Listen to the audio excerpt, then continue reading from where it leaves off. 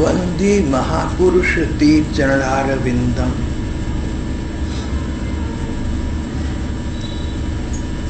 नंद किशोर दास लगभग 100 वर्ष पहले तक इस देश में वृंदावन में विराज रही थी। आज से लगभग 500 वर्ष पहले महाप्रभु चैतन्य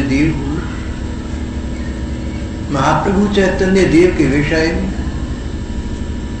असंख्य लोगों की धारणा है। बहुत लोगों की ऐसी मान्यता है कि महाप्रभु भगवान राधा कृष्ण का समन्वित अवतार थे। चैतन्य महाप्रभु का देश विदेश में आज भी बहुत सम्मान और वर्चस्व है। चैतन्य महाप्रभु के बड़े भाई की भांति थे नित्यानंद जी।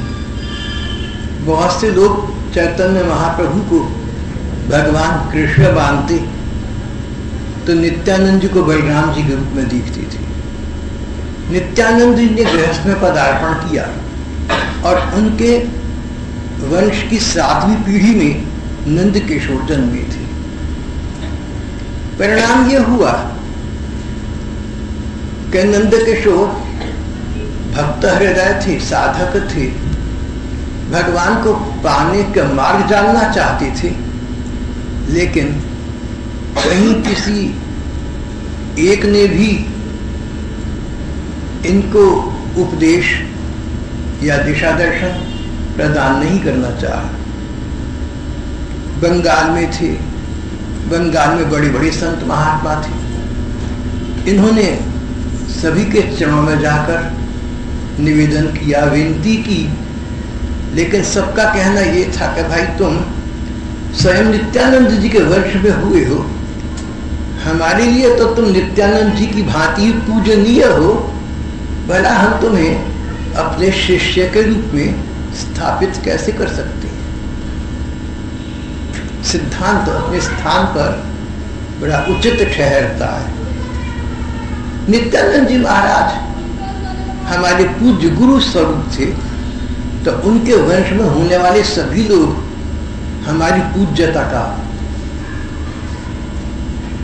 पूज्यता के पात्र बनते हैं।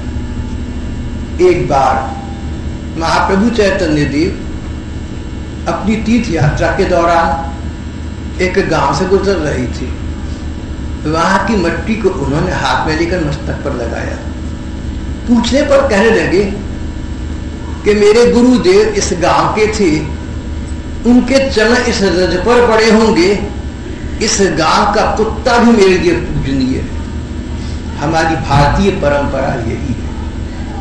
तो नंद किशोर दास नित्यानंद जी के आत्मज थे, नित्यानंद जी के वंशज थे, उनके 7वीं पीढ़ी में थे। बड़े बड़े संत महात्माओं ने उन्हें शिष्य रूप में स्वीकारना अस्वीकार कर दिया था।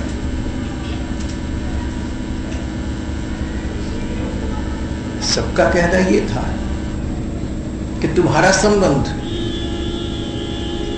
नित्यानंद जी से है, प्रभु चैतन्य देव से है, हमारे लिए तुम पूजा के पात्र हो, न कि शिष्यत्व के।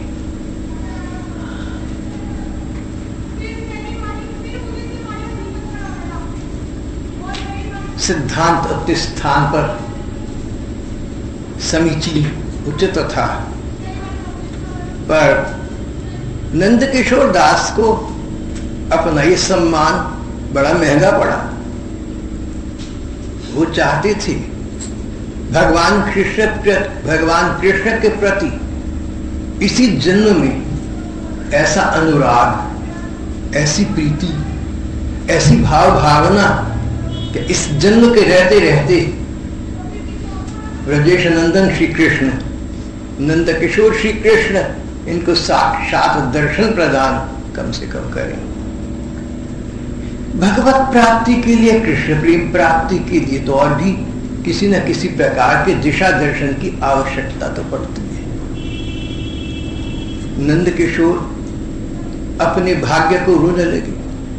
ऐसे कुल में जन्मा मैं, जिसको बड़े बड़े संत, बड़े बड़े महात्मा वंदनीय मानते हैं, और इस कारण मुझे शिक्षा नहीं देते, मुझे शिष्यत्व प्रदान नहीं करते। मेरे लिए तो क्या उपाय है? अब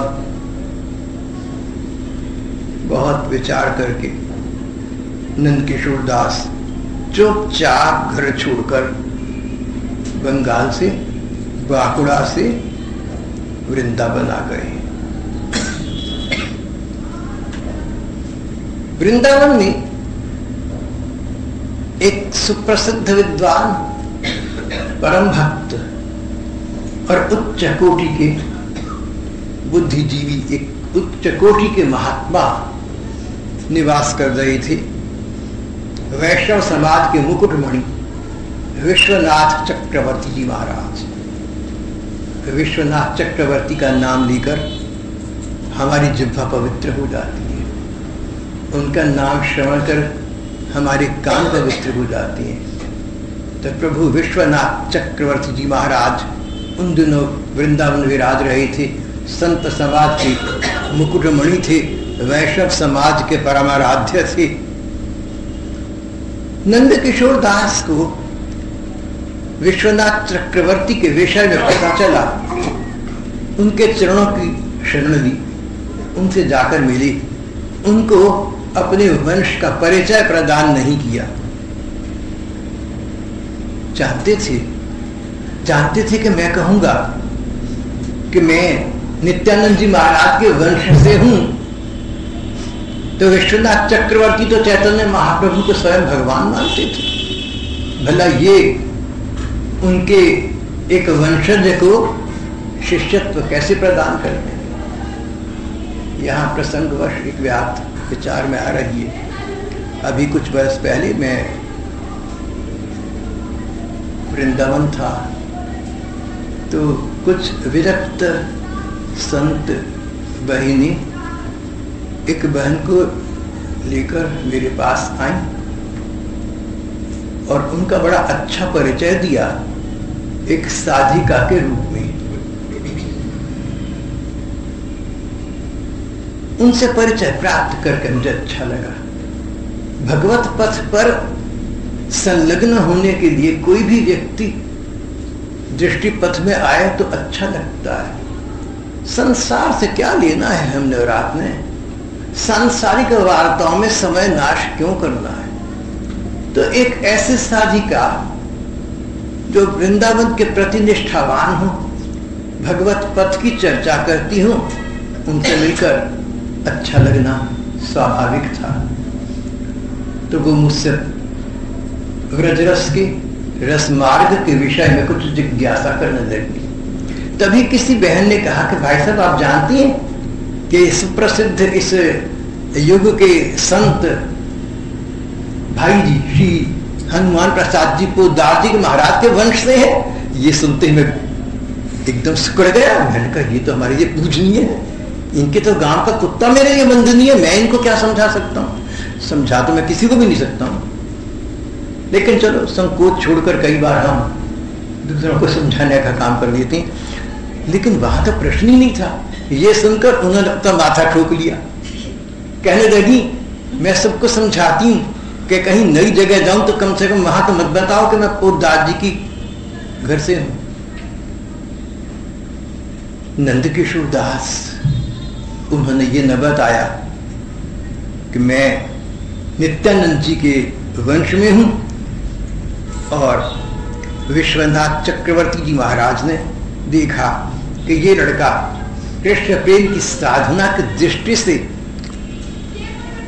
अच्छा निखर कर आ सकता है, तो प्रसन्न हुए।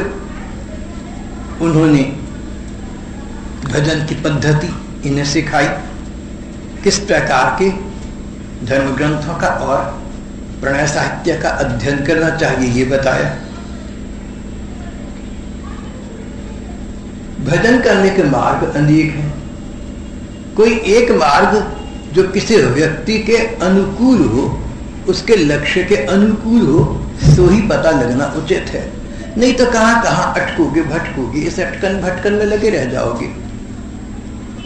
इसी प्रकार यही बात लागू होती है धर्म ग्रंथों पर। धर्म ग्रंथ सैकड़ों सहस्त्रों हैं, और आजकल तो खैर धर्म ग्रंथों की धार्मिक साहित्य की मानो बाढ़ आई हुई है। तो एक व्यक्ति को ये पता नहीं चलता कि कौन से ग्रंथ मुझे पढ़ने चाहिए। नंद किशोर दास के पूछने पर विश्वनाथ चक्रवर्ती जी महाराज ने उन्हें भगवान कृष्ण से संबंधित कुछ ग्रंथों का परिचय प्रदान किया। अब नंद किशोर बड़ी प्रसन्नता पूर्वक कृष्ण प्राप्ति के पथ में निरत हो गए।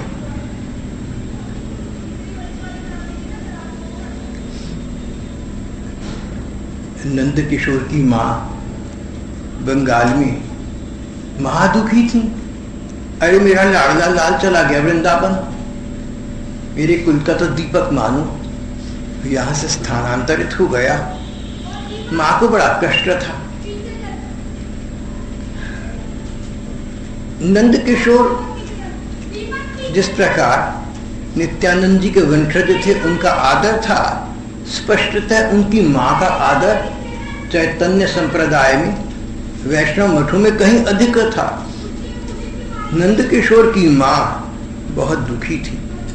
उन्होंने इन्हें खोजने के लिए कई साधुओं को, वैष्णवों को इधर उधर भेज रखा था।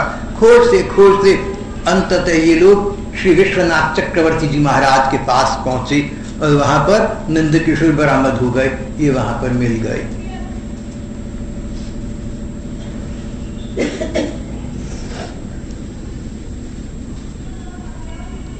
मां के भेजे इन साधुओं ने चक्रवर्ती जी को सीधी बात कही, आप तो नित्यानंद जी का ऐसा सम्मान करते हैं जैसे बलराम जी का, उनके वंश का लड़का है नंद किशोर। इसकी मां इससे भी अधिक आदर की पात्र है और दुखी है, और आपसे याचना करती है कि बिना कुछ सोचे आप मेरी बात को चाहे तो प्रार्थना समझें, मेरी तो प्रार्थना है, चाहे आदेश समझें, क्योंकि आप मुझे बड़ा मानते हैं। लड़के को वापस भेज दीजिए, ये यहां पर आकर गृहस्थ में रहे।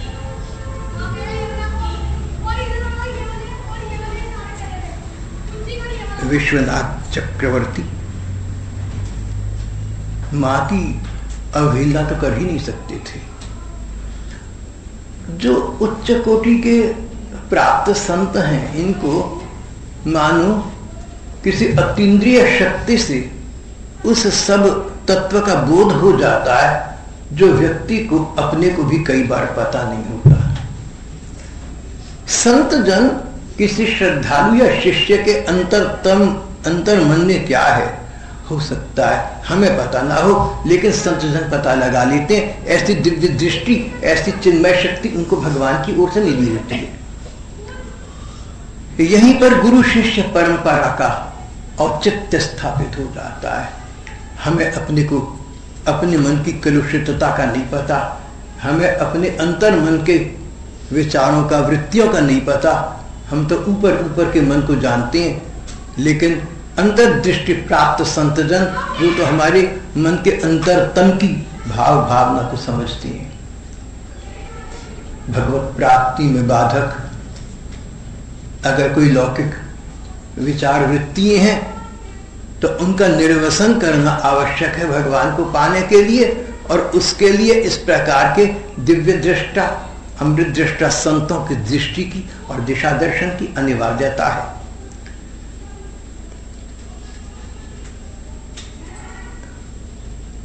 कहीं कोई संत मिले, कहीं कोई गुरु मिले और मन उनको मानता, तो मन के मानने का कोई प्रमाण तो होना चाहिए। जब तक गुरुजन संत जन हमसे प्रसन्न हैं, हमारी सराहना करते हैं, हमारी प्रशंसा करते हैं, तब तक हम उनके प्रति निष्ठावान, श्रद्धावान रहेंगे ही। अग्नि परीक्षा का समय तो तब आता है जब संतजन हमारे मन के प्रतिकूल वार्ता करें, हमारे सम्मान के विपरीत वार्ता करें, और तब हमारा मन ये कहे कि हमारे मन को ये संतजन हमसे अधिक जानते हैं, भगवान का शुक्र है कि ये संत हमारे जीवन में है, नहीं तो अपनी इस न्यूनता का न हमें बोध होता, न ये न्यूनता हमारे स्वभाव से निकलती, और न हमें भगवत प्राप्ति होती। मन ऐसा सोचकर हर्ष हृदय से उन्मत्त हो उठे, तब समझना कि संतों के प्रति श्रद्धा है।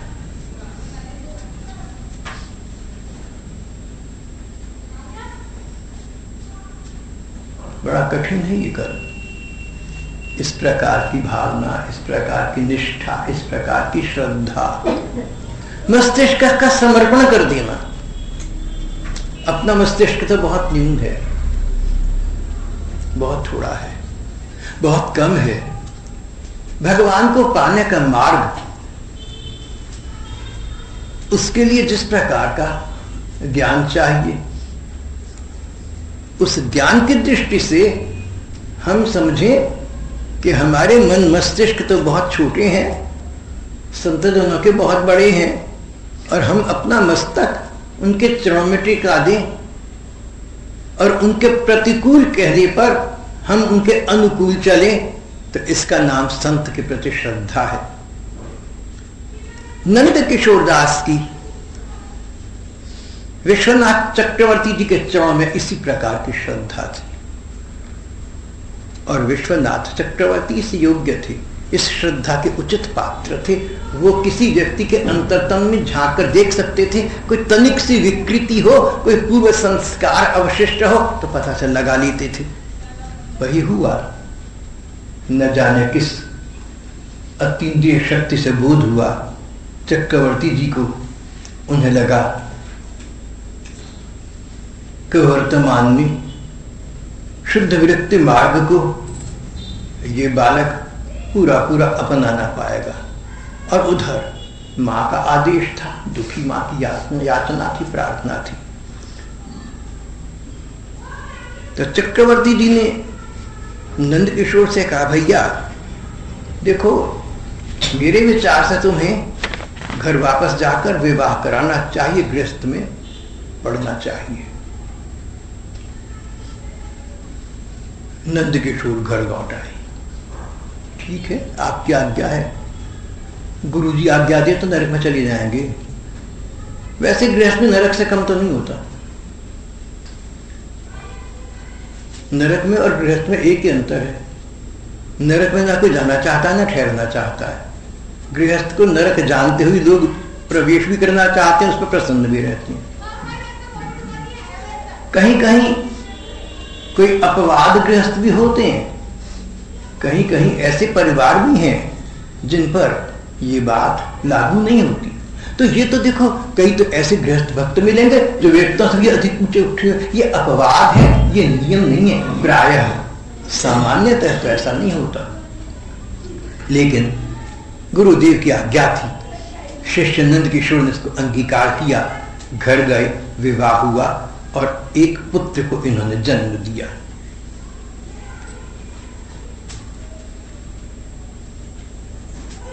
नंद किशोर संतान प्राप्ति के पश्चात फिर वृंदावन आ गए, और अब वृंदावन आकर ये सोचकर के गृहस्थ के प्रति मेरे कर्तव्य परिपूर्ण हो चुके हैं, विरक्तोचित जीवन यापन करने लगे। इन्होंने कोई बहाना नहीं लिया, संन्यास नहीं लिया, विरक्ति का वेश नहीं लिया, लेकिन कोई भी व्यक्ति घर बार की मोह ममता छोड़कर वृंदावन जाकर बस जाए, भगवान के भजन कीर्तन लग जाए तो उचित है। नंद किशोर दास ने यही किया। अगर मन में सच्ची कामना हो भगवान को पाने की, तो उस कामना पूर्ति के साधन भगवान स्वयं जुटा देती हैं। जो वस्तु आपको, जो सामग्री आपको अरबपति से न मिले, कदाचित किसी भिखमंगे से मिल जाए। जिस भगवत तत्व का प्रकाश बड़े बड़े संत महात्मा प्रणयजन न कर पाए, कदाचित कहीं किसी निम्न वर्गीय कहने वाले बालक से मिल जाए तो कौन कह सकता है।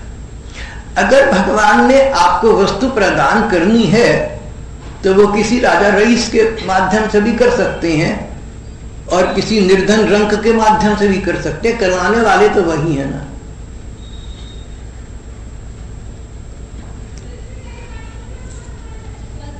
यहां कुछ ऐसी सी बात हो रही थी। नंद किशोर के पास कई गायें थीं।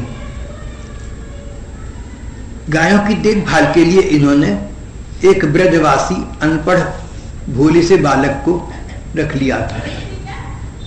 ये बालक, ये ब्रजवासी अनपढ़ तो था ही, गैयों की देखभाल भी करता था, लेकिन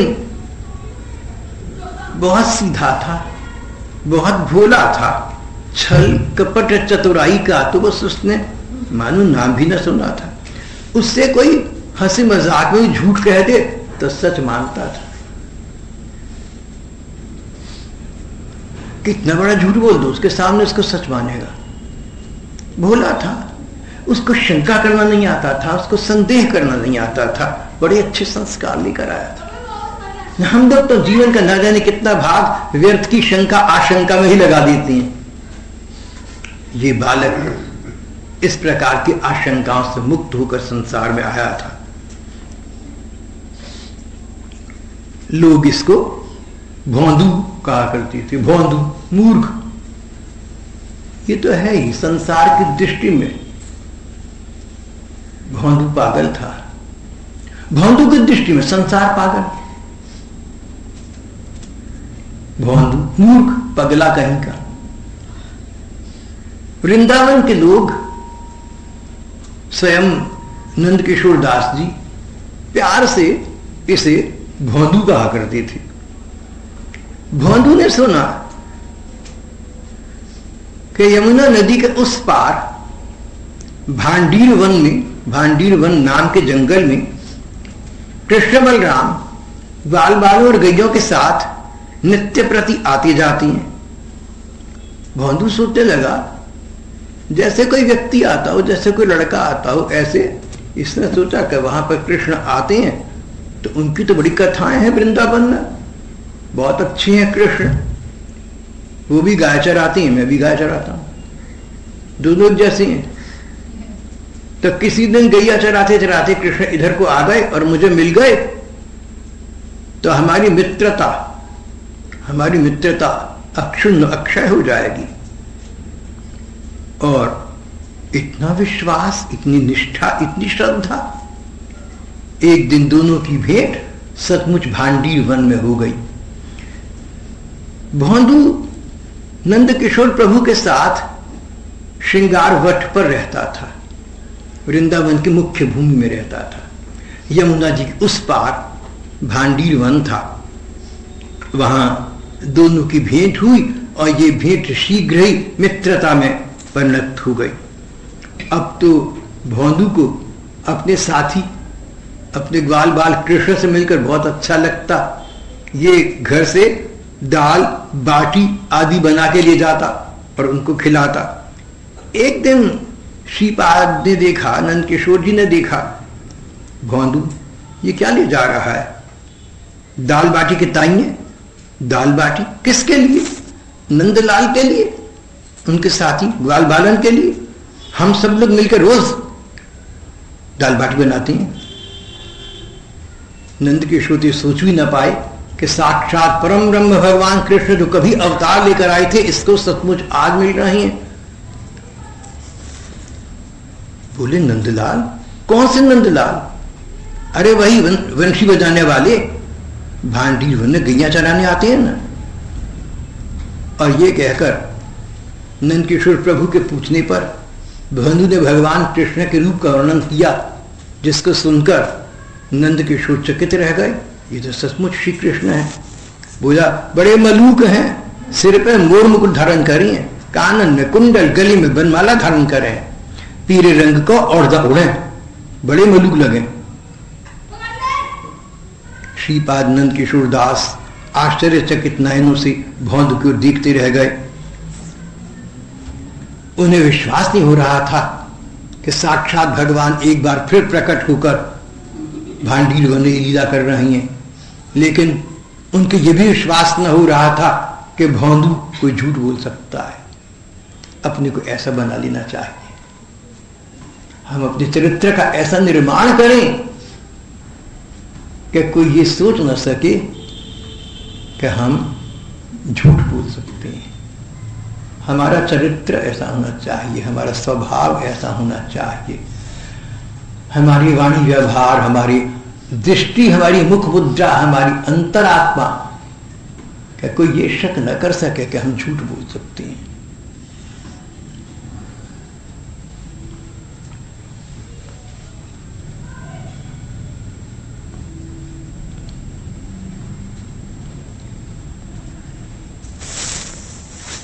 बोले, अच्छा भौंदू, एक दिन नंदलाल और उनके साथियों को यहां भी ले आना, यहां दाल बाटी का निमंत्रण है। वे आएंगे क्या? आमेंगे, आमेंगे क्यों नहीं, मैं भी उनको ले आऊंगा। भौंदू भोला था, बोला क्यों नहीं आएंगे, अरे मित्र है अपना, हाथ पकड़ के ले आऊंगा, जहां कहूंगा चल पड़ेगा। जब भांडीर वन में जाकर भौंदू ने नटवर कृष्ण से श्रृंगार वट आने के लिए कहा तो उनका चेहरा बदल गया। ना आए, हम ना जाएं, हम तो नहीं जाएंगे, हमने तुम्हारे श्रीपाद से क्या लेना है। भौंदू को आज तक रूठने का पता नहीं था, रोष क्रोध का परिचय नहीं था, लेकिन आज मानो उसके सम्मान को ठेस पहुंची। प्रभुपाद नंद किशोर तो यही समझेंगे कि मैं झूठ बोल रहा हूं, जबकि मैं सच बोल रहा हूं। इस समय वो श्री कृष्ण रूठ गया, उसने नंदलाल से, भगवान से कुछ कहा नहीं, अपनी गैयों को अलग कर अन्यत्र ही जाने लगा। तुम्हारा रास्ता लो गया, हमारा लो गया। अब ठाकुर के लिए तो बड़ी, बहुत बड़ी बात थी, उनका परम मित्र इस प्रकार उनसे विलग होकर, निराश होकर जाए।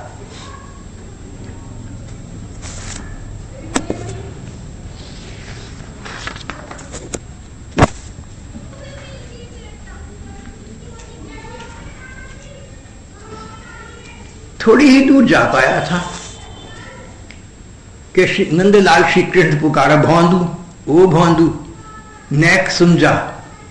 भौंदू क्या आप सुनने वाला था, और तेजी से गैयों को हाँकने लगा, और तेजी से गैयों को हाँकने लगा। भौंदू सुनने वाला नहीं था, वो रूठ गया था, उसके अधिकार भाव को ठेस पहुंची थी। अरे मैंने एक शब्द दिया है किसी को, उस शब्द को निभाना तुम्हें चाहिए। तुम मित्र हो, मित्र कौन? जो हमारे सम्मान की रक्षा करे। तू कैसा सखा है मेरा कि मुझे यह भी अधिकार नहीं है कि जिसको चाहूं कह दूं कि तुझे मिलवाऊंगा और तू जाकर मिल ली।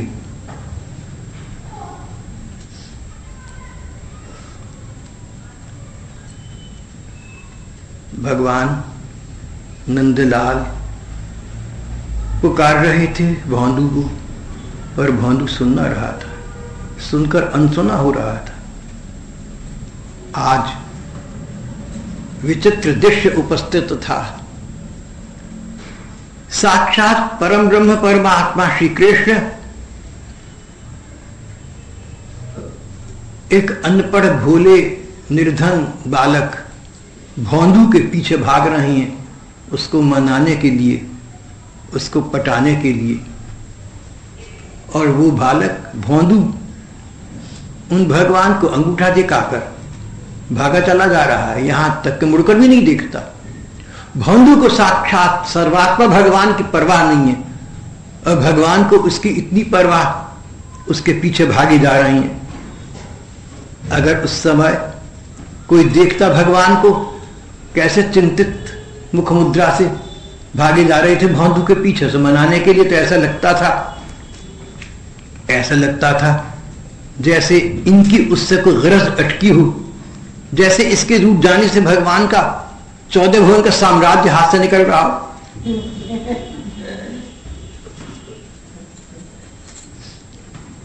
पर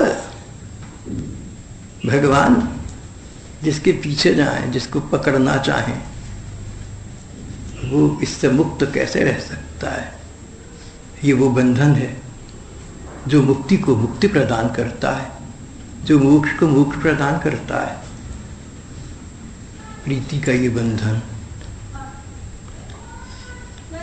अंततः नंदलाल श्री कृष्ण भौंदू का रास्ता रोककर उसके सामने खड़े हो गए। सुने ना है, अरे बात सुनना।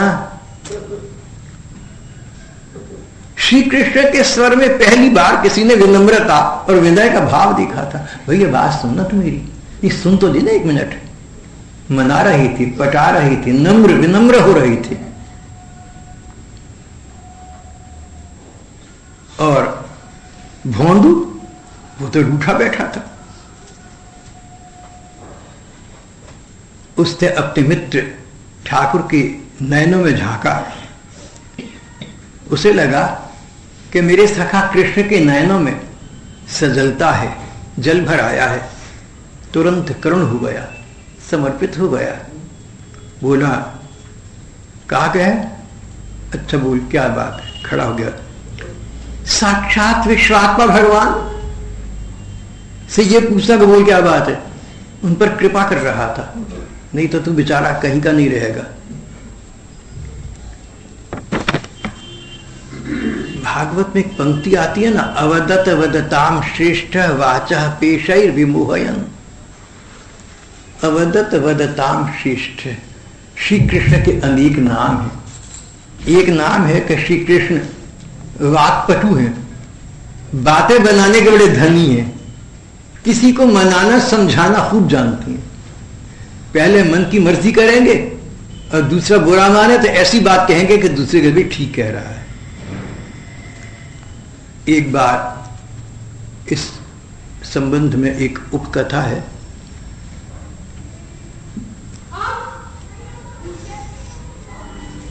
भगवान ने वंशी बजाकर गोपिकाओं को रात को वन में बुलाया और फिर स्वयं छिप गए। गोपिकाएं रोती धोती पुकारती जहां तहां फेरी, बड़ा कष्ट पाया। अंततः जब प्रकट हुए तो गोपिकाओं ने कटाक्ष किया, व्यंग्य किए। तो कहने लगे, तुमसे मिलकर के मुझे ऐसी ऐसी बातें कह रही, पहले मेरी बात तो सुन लो। देखो तुम तो अनेकों ना, मैं अकेला हूं, मेरी बात सुन लो। अब सब मिलकर बोलोगी तो मैं क्या कह सकता हूं? तो गोपिकाएं शांत हो गई। मन में उनके प्रति अनुराग का भाव था। बोली, हाँ कहो क्या कहती हो। और जानती थी कि कोई तर्क आज इन श्री कृष्ण की सहायता न कर सकेगा। आज इन गोपिकाओं का पल्ला भारी था। बोले, देखो मेरे प्रति तुम्हारा बड़ा प्रेम है, तुम्हारे मेरे प्रति ये प्रेम तुम्हें धनी बनाता है कि निर्धन बनाता है? गोपिकाएं क्रुद्ध होकर बोली, इतना भी नहीं जानते, हमारे पास धन है कोई तो तुम्हारे प्रेम का ही धन है। मेले चले जाने के बाद मेरा प्रति तुम्हारा प्रेम घटा या बढ़ा? बोली, बढ़ा।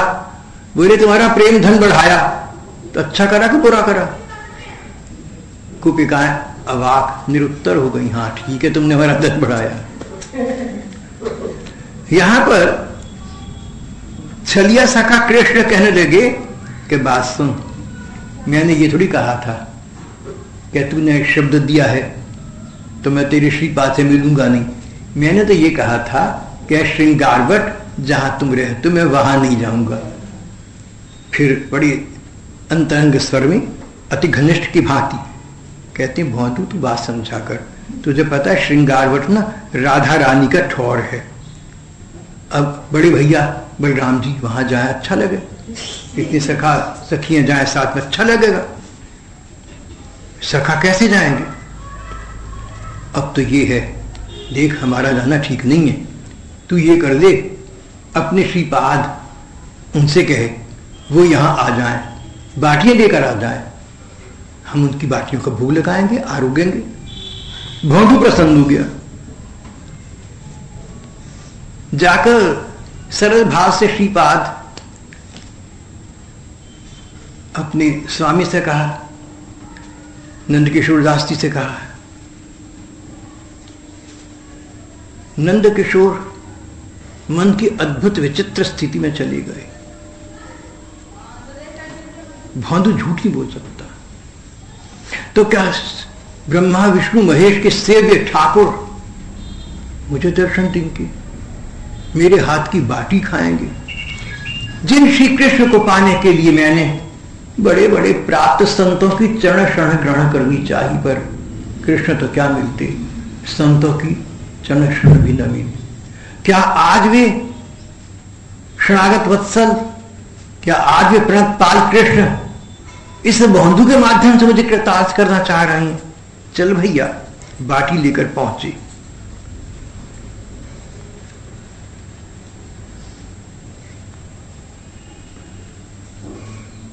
श्रीपाद ने देखा श्री राम, श्री बलराम जी, श्री कृष्ण और ग्वाल बालों के साथ भौंदू का हास परिहास का वातावरण किया विनोद।